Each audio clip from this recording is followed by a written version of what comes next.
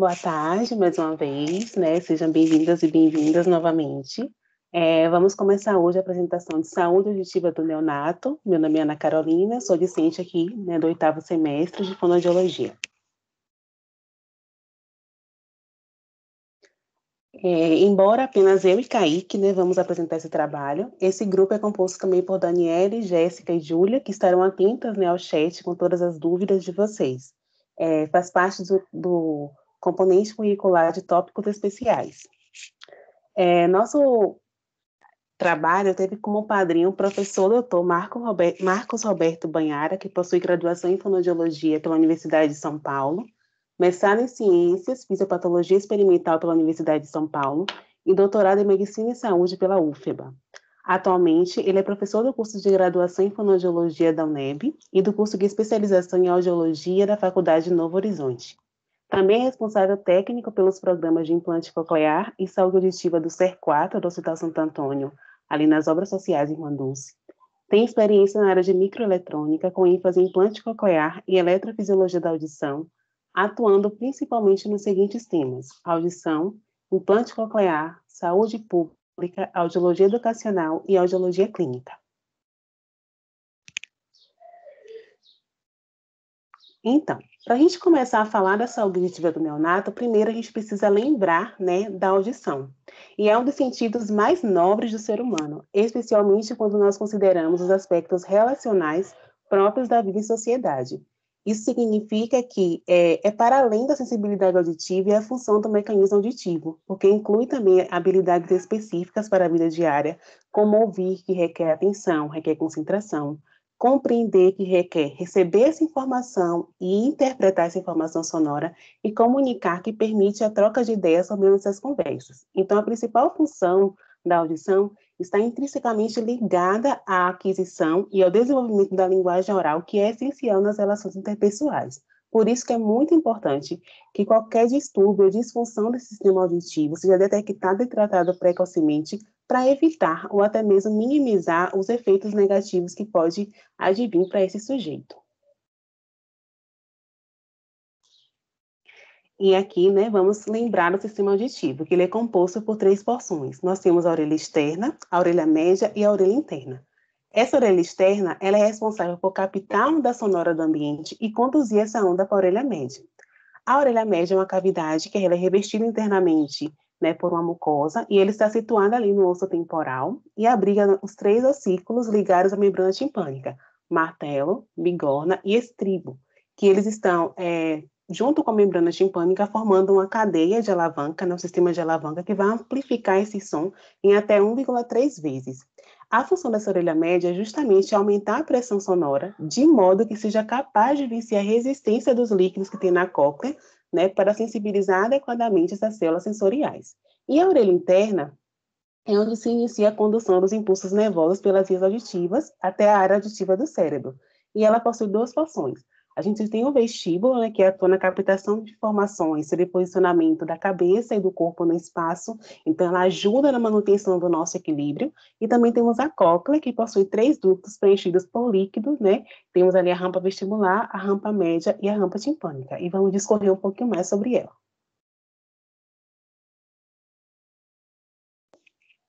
A cóclea, né? Antes da gente falar sobre ela, a gente vai ver um pouquinho essa imagem. Então, nós temos essa imagem, a janela oval, né, que é a entrada para a orelha interna. A gente tem também a janela redonda, que está ali junto à base, né, da rampa timpânica. E temos as rampas vestibular, timpânica e média. A rampa vestibular e a rampa timpânica, elas se comunicam entre si, e elas são preenchidas por perilinfa, que é um líquido que tem uma composição semelhante ao meio extracelular. A rampa média, ela também é conhecida como canal coclear, e ela abriga, né, o órgão de Corti, ou órgão de Corte, né, que é preenchida pela endolinfa, que é um líquido com composição única em nosso organismo. Estes líquidos, né, a perilinfa e a endolinfa, eles permitem a estimulação das células sensoriais e vão converter seus movimentos em impulsos para o sistema nervoso central, e permitindo também a coordenação do nosso equilíbrio pela estimulação dos receptores vestibulares. E aí nós temos também as células ciliadas, né? A gente tem ali 3 fileirinhas, né? E mais uma. Essas células ciliadas, elas recebem esse nome porque eles apresentam esterocílios em seu polo. Então, as células ciliadas fazem parte do órgão de Corti, e elas são de 2 tipos. Tem as células ciliadas externas, que tem aí 3 fileirinhas, e elas são responsáveis pela transdução eletromecânica da informação sonora e amplificam a energia sonora na cóclea, causando a maior sensibilidade. E as células ciliares internas, né, que tem aí apenas uma fileira, elas são especialistas na transdução dessa informação sonora para o nervo auditivo. Então, cada célula ciliada ela vai ter uma resposta eletrofisiológica dependendo do seu posicionamento da frequência sonora. Essa cóclea é uma estrutura em espiral que dá 2,5 voltas em torno de um eixo chamado modíolo. E essa membrana basilar ela vai se alargando gradativamente a cada giro dessa cóclea. Essa mudança, né, esse alargamento, promove um aumento gradativo dessa massa, que vai promover também propriedades de vibração diferentes para cada ponta dessa membrana. A parte estrutural da cóclea está formada na 15ª semana de gestação, e ela é anatomicamente funcional na 20ª semana gestacional. Só que, gente, é importante que nessa idade também já existe a possibilidade da audição intrauterina, mesmo que de forma rudimentar, né? Então, assim, o feto já consegue reagir a sons ambientais. Falando um pouquinho sobre o funcionamento da cóclea, eu trouxe aqui, né, um conceito de Oliveira et al. De 94, e ele traz o funcionamento dessa cóclea em 3 etapas. A primeira etapa é a transdução mecanoelétrica das células ciliares externas. O que é que vai acontecer? A membrana basilar e o órgão de Corti vai ter algumas oscilações, e essas oscilações vão promover o deslocamento dos esterocílios das células ciliares externas. Essa estimulação, claro, ela vai depender da frequência, porque a membrana basilar vibra diferentemente para frequências altas, né, que está ali mais próximo à base da cóclea, e para frequências baixas, ali perto do giro apical da cóclea. O deslocamento desses esterocílios vai promover a entrada dos íons de potássio na membrana e vai gerar potenciais elétricos receptores. A etapa 2, a gente tem a transdução eletromecânica dessas células ciliares externas. Então, lembra que o deslocamento fez com que os canais de potássio gerassem potenciais elétricos? Então, esses potenciais elétricos agora vão provocar contrações rápidas nessas células ciliares externas. E essas contrações rápidas vão ser a base do processo de amplificação da cóclea, né? Vai ocorrer ali a amplificação da frequência da fonte sonora inicial. A etapa 3 é a transdução mecanoelétrica das células ciliares internas. Então, essa vibração amplificada da membrana basilar e da membrana tectória vai fazer que haja um deslocamento dos cílios, né, das células internas. E esse deslocamento vai promover a entrada do íon de potássio também, com formação de potencial receptor, promovendo neurotransmissores e formando a mensagem sonora que vai ser codificada em um estímulo elétrico.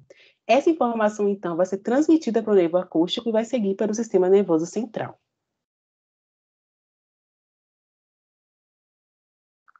Plasticidade neural, né? Acredito que alguns aqui já ouviram falar nesse termo e tem a ver com a capacidade do sistema nervoso central de se adaptar, tendo habilidade para modificar sua organização estrutural e funcional. Então, ela é a parte intrínseca do sistema nervoso, né, que vai permitir o desenvolvimento de alterações estruturais em resposta às experiências, né, às modificações do ambiente também.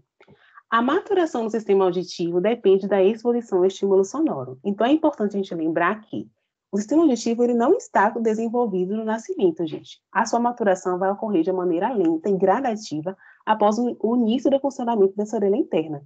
Então, é muito importante, por exemplo, que durante a fase inicial, né, tanto no período intrauterino, quanto também no período neonatal, haja esse desenvolvimento, essa plasticidade de neurônios para que garanta a consolidação do desenvolvimento. Antes, a gente falava muito sobre o período crítico, Hoje mudamos o nome, né? Falamos de período sensível, e vem a ser justamente isso, esse aproveitamento do período em que há uma maior neuroplasticidade. E Capel já falava, né, em 2011, que a neuroplasticidade tem menos eficiência com o passar dos anos. Isso, não há comprovação, né, científica de que ela deixe de existir, mas é certo de que, com o passar dos anos, ela vai ficando um pouco mais lenta. Então, esse período sensível, por exemplo, é justamente a gente aproveitar essa etapa de aceleramento. É por isso que é muito importante, a gente vai falar um pouco mais tarde, realizar a triagem auditiva neonatal. Porque com o diagnóstico precoce, né, a intervenção também ocorre precocemente. E tudo que a gente quer é garantir que não haja, né, uma privação da audição.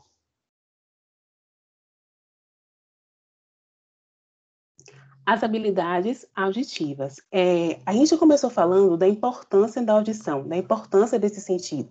E a gente sabe que durante o processo de desenvolvimento da comunicação humana, a gente vai adquirindo a habilidade de detectar, de localizar, discriminar, memorizar, reconhecer, compreender a informação sonora, e isso contribui muito para o desenvolvimento da linguagem oral dessa criança.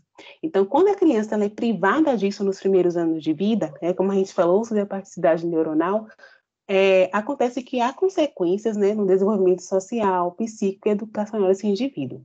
E segundo Bevilacqua e Formigoni, a gente tem 4 etapas, né, desse desenvolvimento dessas habilidades. A primeira delas é a detecção, que vem a ser a perceber a presença ou a ausência desse som. Então, vamos pensar que é a primeira habilidade a ser desenvolvida por uma criança, né? Então, vai causar, sim, um estranhamento. É aquela fase que a gente se atenta às reações que o som pode trazer naquela criança. Então, ela chora, ela regala aquele olho, ela tenta, né, identificar de onde vem aquele som. Isso vem a ser a detecção.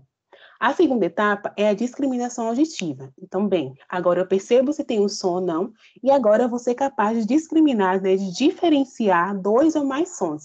E essa é uma etapa, gente, muito importante, por exemplo, na aquisição dos fonemas e dos vocábulos. Ao longo do tempo, claro, a criança ela vai aprimorando essa habilidade, vai identificando assim, nossa, aquele som é mais forte, aquele som é mais fraco, aquele som é agudo, aquele som é mais grave. A terceira etapa, nós temos o reconhecimento auditivo. E esse reconhecimento é identificar o som, esse reconhecimento é identificar o som e a fonte sonora. Então, justamente a capacidade da criança de classificar e nomear o que ela ouviu, né, repetir o estímulo, apontar a figura ou a palavra. E a gente pode dividi-la em 2 etapas. A gente tem uma etapa mais introdutória, né, que é quando a criança ela já reconhece o som ambiental, as onomatopeias, as vogais, as frases curtas. E a gente tem uma segunda etapa que é mais complexa, ela está mais desenvolvida, que é justamente a capacidade dela de repetir palavras sem um apoio visual, né, reconhecer frases longas e, por exemplo, traço distintivo de consoantes. Então, eu consigo reconhecer que vaca é diferente de faca, né? Tem alguma coisa ali diferente naquela palavra. E, por fim, a compreensão auditiva. Entenda, se uma criança ela não percebe a presença do som, ela não consegue diferenciar o som, ela não consegue reconhecer, muito provavelmente também ela não vai compreender. Porque compreensão diz respeito a entender os estímulos sonoros apresentados. Então, é a fase em que a criança ela já responde perguntas, ela já é capaz de contar e recontar histórias, de seguir instruções, né? Vai ali e pegue o copo azul, né? Ela já consegue entender os estímulos sonoros apresentados sem necessariamente ter que repeti-los. E geralmente é uma fase que a criança ela já está entendendo o significado da linguagem no discurso oral. Ela já recebeu aquela informação, ela entende, e agora ela emite para aquele receptor também uma resposta. Né? E isso tudo a gente percebe que é muito importante o contexto, né, e a situação que aquela mensagem, que aquele diálogo, aquela conversa, ela é elucidada.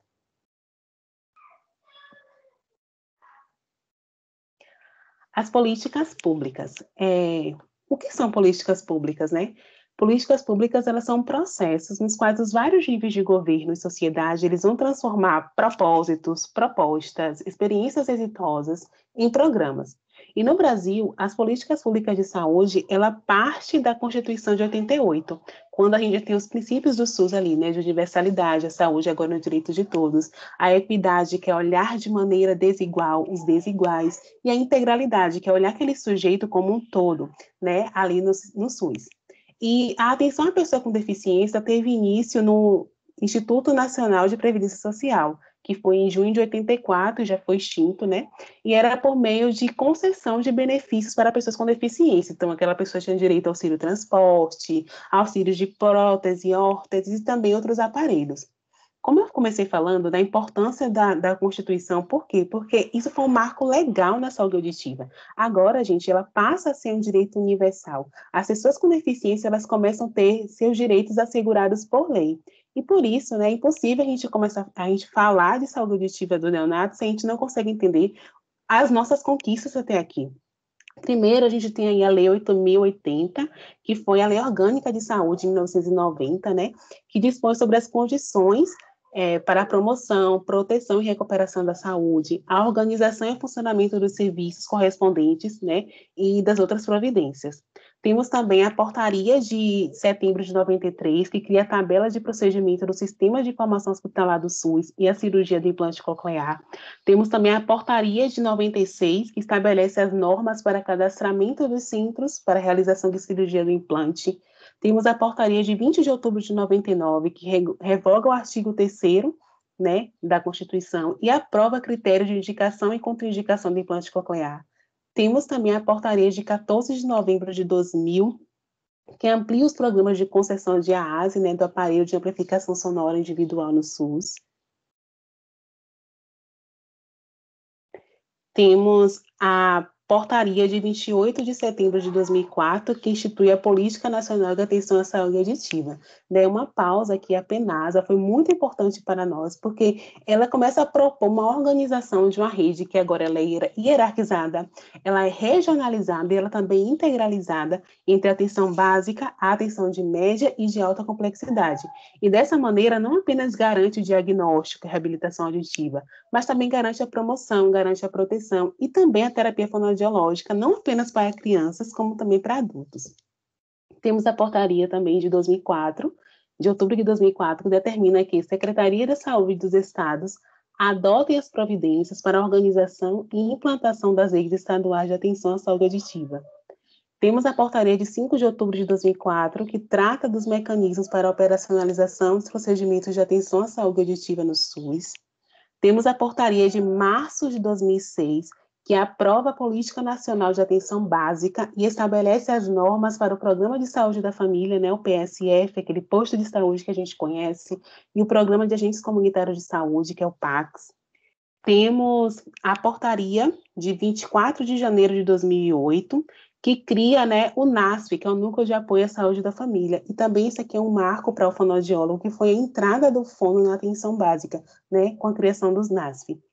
Temos a Lei Federal de 2010, que define a obrigatoriedade da realização das emissões otoacústicas evocadas em todos os hospitais e maternidades nas crianças nascidas em suas dependências, e ela também é um direito de recém-nascido, né? E também foi uma conquista muito importante para nós, enquanto fonoaudiólogos, né? Para a inserção desse serviço, que a gente sabe da importância que a gente está discutindo aqui hoje. O decreto de 17 de novembro de 2011, que institui o Plano Nacional dos Direitos da Pessoa com Deficiência, que é o Plano Viver Sem Limites. Temos a portaria de 24 de abril de 2012, que inclui uma rede de cuidados à pessoa com deficiência. Temos a portaria de 3 de dezembro de 2012, que considera a triagem auditiva neonatal no âmbito do SUS como estratégia de identificação precoce, né? E é muito importante porque, assim, todo o nosso trabalho está voltado para essa identificação precoce. E quando a gente identifica precocemente, a gente consegue tratar precocemente e minimizar os efeitos comprometidos e negativos na vida desse sujeito. Nós temos também a portaria de junho de 2013, que estabelece os requisitos para a organização dos Centros Especializados de Reabilitação, que são os CER, a portaria de junho de 2013, que estabelece os critérios para a indicação do sistema de frequência modulada, e temos também a portaria de 18 de dezembro de 2014, que estabelece critérios para a cirurgia de implante coclear bilateral, prótese auditiva ancorada no osso, além também da manutenção dos processadores de fala. Então, quando a gente percebe, né, 2 páginas aí de políticas públicas, essa cronologia apresentada, fica claro que o arcabouço legal da saúde auditiva é consistente, gente, no Brasil. É um arcabouço coerente e tem atenção às demandas da pessoa com deficiência auditiva. Só que, assim, apesar da gente ter toda uma estrutura organizada, integrada, regulada, o acesso à universalização desses serviços, né, de todas as pessoas com deficiência auditiva ainda é deficitário. E é deficitário para uma parcela considerável dessa população. E os motivos são muitos, né? A gente pode citar, por exemplo, muitas pessoas têm uma falta de conhecimento dessas políticas, né? Muitas pessoas, elas não sabem dos seus direitos, elas não conhecem, né, a seguridade dos seus direitos por lei. A gente também a demora do diagnóstico, a demora, por exemplo, da indicação, da manutenção do implante coclear, das próteses auditivas, né? A gente também o uso incorreto das verbas. Temos também o uso da corrupção, que tem sido crescente aqui no Brasil, né, desde sempre. E, por último, também, a gente sabe que isso tem um gargalo muito grande, inclusive na Secretaria de Saúde. A gente sabe que, principalmente nos municípios de interior, os secretários de saúde são pessoas apadrinhadas, né, pelos políticos, e, por isso, deixa de lado um rigor técnico, né, o critério de seleção, para a capacidade de ocupar esses espaços.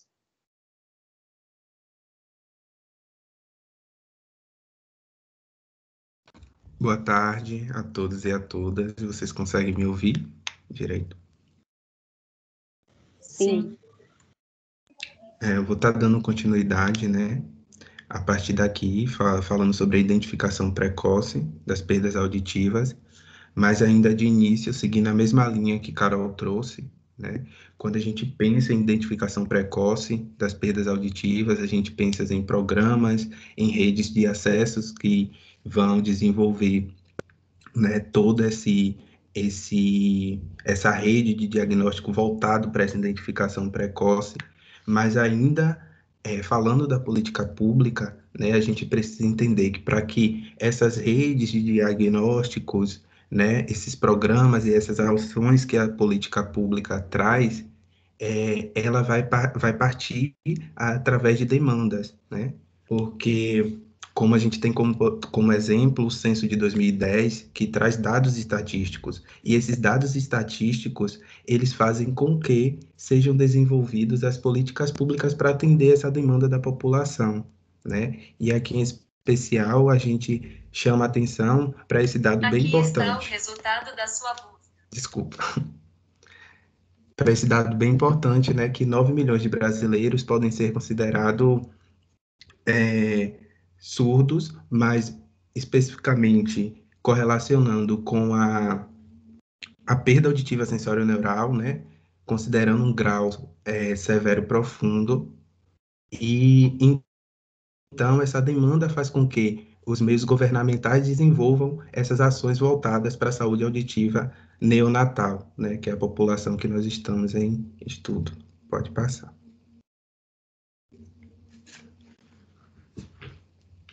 Aqui de início, né, nós trouxemos uns dados relacionados aos indicadores de risco de perda auditiva, né? Então, nós temos o Comitê Internacional, que é o Joint Committee Infant Hearing, que ele compreende os indicadores de risco de acordo com as intercorrências que acontecem no período pré, peri e pós-natais, né? E a gente começa a pensar, se algo acontece nesse período gestacional, né? Nesse período gestacional, vai intercorrer desde a formação das estruturas do sistema auditivo, né? Desde o desenvolvimento dessas estruturas e dentre outros comprometimentos que venham a surgir, né? Então, esse comitê, ele, na verdade, ele traz diversas recomendações internacionais sobre a saúde auditiva infantil, né? E no âmbito nacional, nós temos também o Comitê Multiprofissional em Saúde, né? O COMUSA, que ele faz um apanhado dessas recomendações que o Joint traz e coloca como diretrizes, né? Não é lei, mas é diversos estudadores, diversos estudantes, diversos pesquisadores, né, que regem aquilo ali. Não é uma lei, mas é uma diretriz que eles visam que tem que ser seguido, né? E aí, ainda pensando no cenário brasileiro, né, no âmbito nacional, nós temos esses indicadores de riscos aqui, né? A preocupação dos pais com o desenvolvimento da criança relacionada à audição, à fala ou à linguagem. A questão dos antecedentes familiares para a surdez, a prematuridade, o peso ao nascimento menor que 1.500 gramas, a permanência em unidade de terapia intensiva por mais de 5 dias, o uso de ototoxicidade, a ventilação mecânica, né? E dentre esses indicadores de riscos. Mas aqui nós chamamos a atenção para estar sempre correlacionando esses indicadores de risco com o período gestacional, né? E pensando em um aspecto fisiopatológico, que vai desencadear algum comprometimento futuro no desenvolvimento dos aspectos do sistema auditivo dessa criança.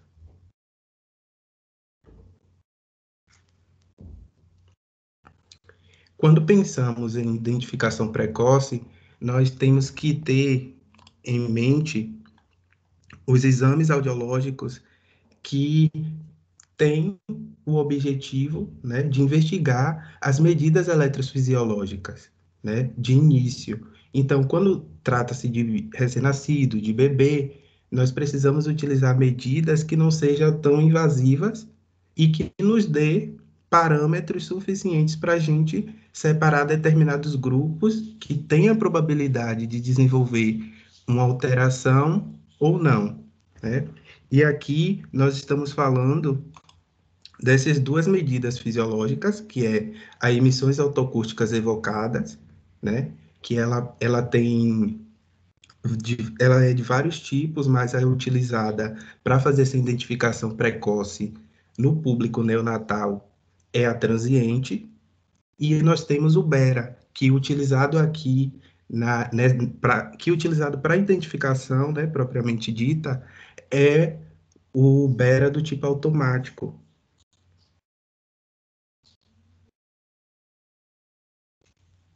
Então, como nós temos essas duas medidas fisiológicas para fazer essa investigação precoce, essa identificação precoce, nós precisamos trazer as diferenças das duas, né? A emissões otoacústica transiente, ela vai fazer uma análise sobre o funcionamento das células ciliadas externas, né? Quando pensamos nisso, nós precisamos levar em consideração que nós estamos obtendo informações, registros a respeito da porção periférica do sistema auditivo. Então, esse equipamento, né, que é emissões otoacústicas transientes, é composta por uma sonda. Nessa sonda tem um microfone, um alto-falante. Esse alto-falante vai mandar um estímulo de até 80 nível de pressão sonora, né? E vai nos dar respostas presentes em até 30 dB, ou seja, uma alteração leve, né? A gente pensando na questão do limítrofe. E então, é, ela vai nos fornecer esses parâmetros voltado para o sistema periférico, o sistema auditivo periférico. Já o BERA vai nos fornecer um registro que nos leva a avaliar e a triar aquele público pensando nas vias centrais, né? Desde o nervo até o tronco cerebral.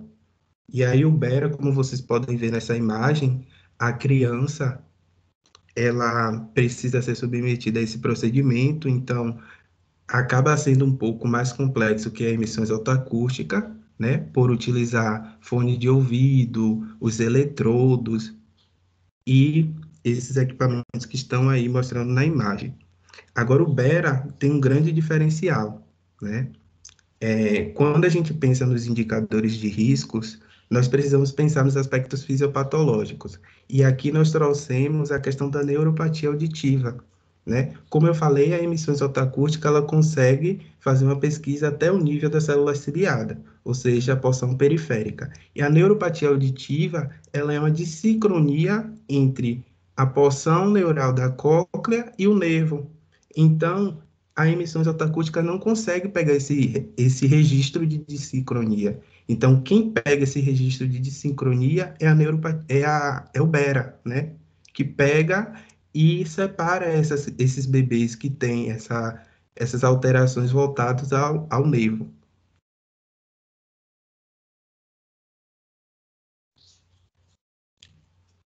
Nós chamamos a atenção, né, em relação à execução dessas medidas fisiológicas, a autoemissões e o BERA. Por quê? Nós sabemos que o bebê, após o nascimento, fica com líquido gestacional na região de orelha média, né?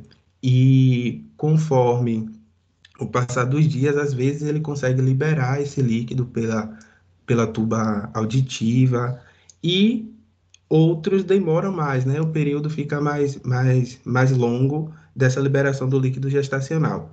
Então, qualquer alteração a nível de orelha média ou de orelha externa vai trazer alterações no registro desses exames que nós estamos buscando o funcionamento dessa via auditiva.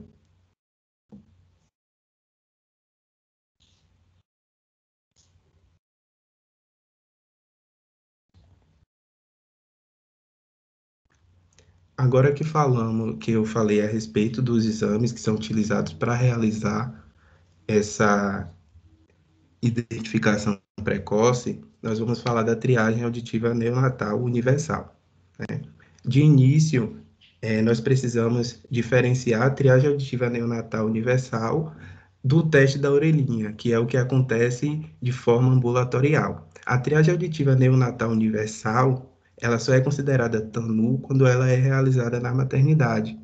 E quando ela é realizada na maternidade, ela precisa ser feita em até 24 horas de nascimento dessa criança ou próximo ao máximo da alta hospitalar dessa criança, desse bebê, né? Agora, quando a gente pensa na questão ambulatorial, já muda totalmente o cenário.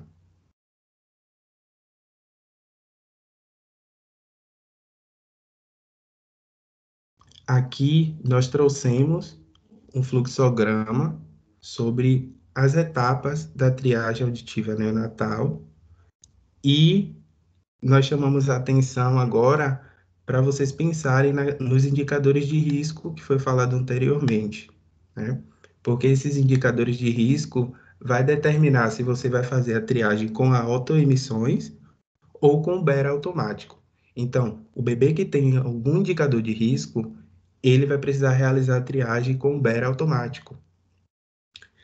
No caso de PASSA, né, pensando no bebê sem indicador de risco, ele vai ser direcionado para o acompanhamento e aquela família vai receber uma orientação voltada ao desenvolvimento da linguagem e o desenvolvimento das habilidades auditivas. Já o bebê com indicador de risco, que fez o BERA e passou, ele vai precisar ser monitorado, mas também vai receber toda a orientação a respeito das habilidades auditivas e desenvolvimento da fala e da linguagem. Agora, quando os dois falham, eles vão precisar passar pelo reteste, né? E aqui eu chamo a atenção para uma coisa muito importante, que é o acolhimento dessa família no momento que nós profissionais habilitados, falamos para eles que o teste deu falha, né? Muitos, pela forma que a gente fala, isso não significa que é uma perda auditiva, nós vamos realizar novamente em 15 dias. Por a gente dar essa devolutiva para eles, às vezes eles acham que não é necessário esse retorno. E aí acontece o que chamamos de perda, né? A perda do bebê, porque muitos não retornam para realizar o reteste. Aí, no momento que essa criança falha, precisa ser feito esse reteste, né? Para realizar a triagem novamente. Nos casos que ele passa, esse bebê também vai para a orientação e vai ser acompanhada, né? Quando ele não tem nenhum indicador de risco. E quando ele falha com tendo um indicador de risco, existem literaturas que, a partir do momento que ele falhou ali na triagem, já faz um outro exame complementar. Mas nesse fluxograma aqui, que é o que o Comusa traz, eles recomendam que o bebê falhou, ele também precisa vir para o reteste em 15 dias, vai para a avaliação otorrinolaringológica, e aí vai ser confirmada se tem a perda auditiva ou se a audição está dentro do padrão de normalidade, né? E todo esse fluxograma a gente precisa pensar nas etapas, porque cada etapa tem essa cronologia. Então, a triagem precisa ser até em um mês, o diagnóstico precisa ser em 3 meses e a intervenção em 6 meses. Mas por que isso? A gente pensa no que Carol falou, o período de plasticidade. O período de plasticidade precisa ser levado em consideração e aproveitado, né? Pensando desde a aquisição e desenvolvimento da linguagem da criança e do bebê, todo o desenvolvimento.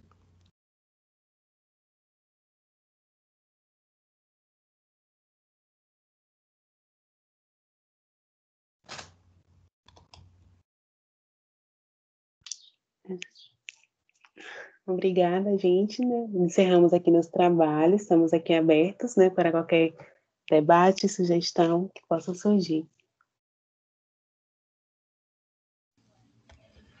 Eu quero parabenizar a equipe, né, pela organização do trabalho. Fiquei bastante satisfeito, na verdade, fiquei surpreso pelo conteúdo que foi abordado aqui, né? Porque, na verdade, quando a gente fala de triagem de avaliação auditiva na infância, em crianças, em neonatos, sempre remete à questão do teste da orelhinha, né? Então, a gente sempre fica naquela expectativa de que vai ser abordado obrigatoriamente e de forma bem restrita as partes teóricas e práticas relacionadas à triagem neonatal auditiva. E vocês trouxeram um universo aí muito abrangente, né, de como essa política de saúde auditiva neonatal ela é de fato realizada, né? Teve um grande e muito bem abordado na parte da saúde coletiva, voltada para esse público, né? E como o fonoaudiólogo, né, o profissional, ele vai estar atuando com seu conhecimento técnico dentro desse universo aí, tá bom? Então, parabenizo vocês, parabenizo ao Kaique pela apresentação, parabenizo a Ana Carolina também. Foi uma apresentação bem tranquila, né? Vocês têm uma oratória muito boa, uma qualidade, né, de expor o conteúdo, de demonstrar a ideia, né? Então, assim, mostrou muito para mim segurança e mostrou muito para mim que vocês, de fato, se dedicaram, como sempre. Conheço o perfil de vocês, né? Já tem um tempo, e que houve uma dedicação, um carinho muito grande para desenvolver um tema que é um tema fofinho, né? Quando a gente fala de crianças, né? Então, parabéns, pessoal. Eu vou abrir aqui para perguntas, tá? Ou questionamento, tá certo? O pessoal do chat aí, quem ficou responsável pelo chat, tem alguma questão a trazer para a gente?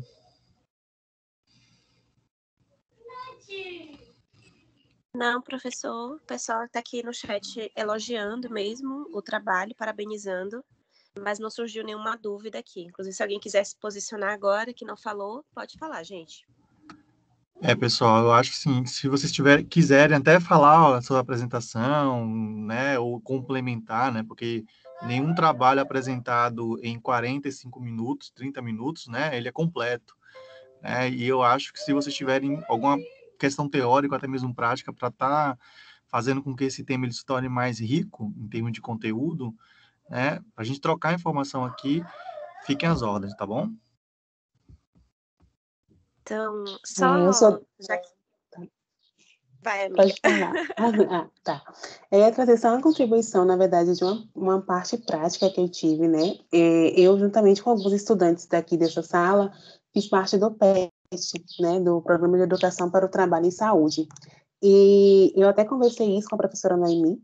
Foi uma coisa que me chocou bastante. Uma vez a gente estava fazendo visitas domiciliares com os agentes comunitários de saúde. E nesse dia, né, parece que adivinhou, a estudante de fono está indo. Então, só encontrava bebês.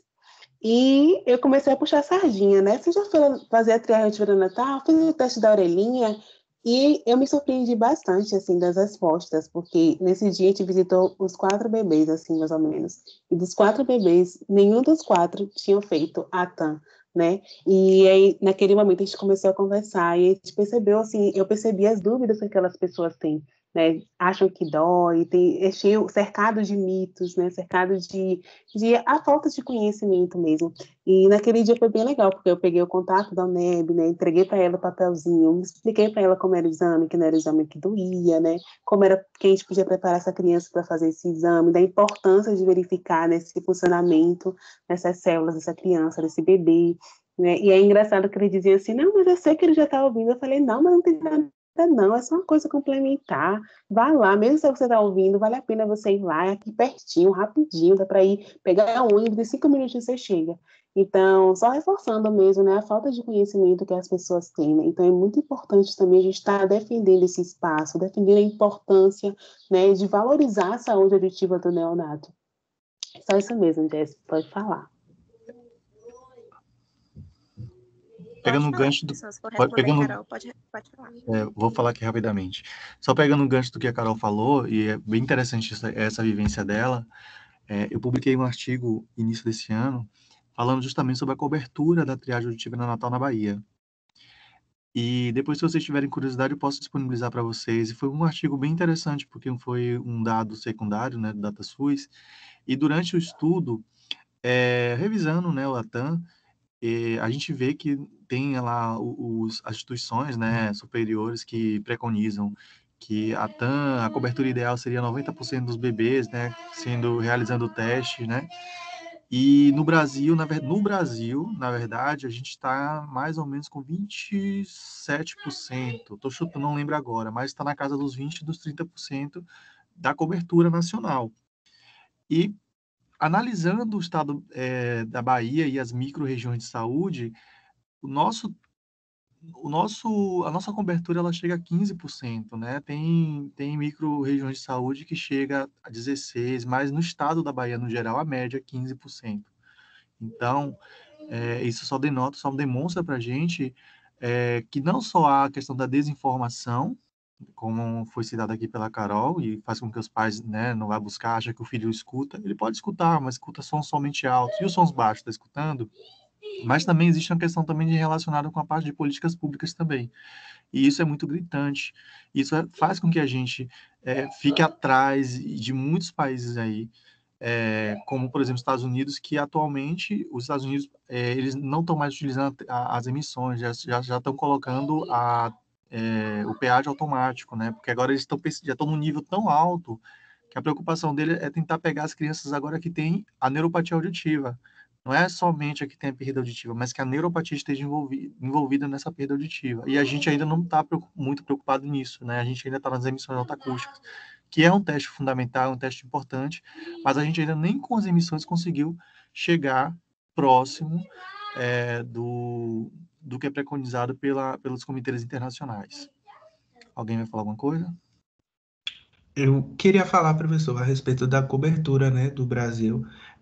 Eu vi isso no Joint, mas assim, eu fiquei com muita dúvida sobre essa cobertura, porque eu achei realmente muito baixa. Mas eu acho que o que deixou tão baixo é porque eles consideram realmente a TANU e não a realidade da triagem neonatal ambulatorial, né? Aí deu esse dado bem baixo, eu acho que foi isso. Fiquei com muita dúvida em relação a isso. Não, tem dados subnotificados, Kaique, isso a gente sabe, certo? Mas a gente tem órgãos como o DataSUS que ele serve como termômetro, né? Se pela subnotificação, a gente poderia até considerar baixo, né, um valor de 70, 80, mas não um valor de 30, 25, né? É muito baixo. Então, aí tem a questão também da questão pública, das políticas públicas, a subnotificação, o conhecimento, né, das mamães, enfim. Então, tem toda uma questão envolvida aí que está fazendo com que a nossa cobertura não seja uma cobertura satisfatória.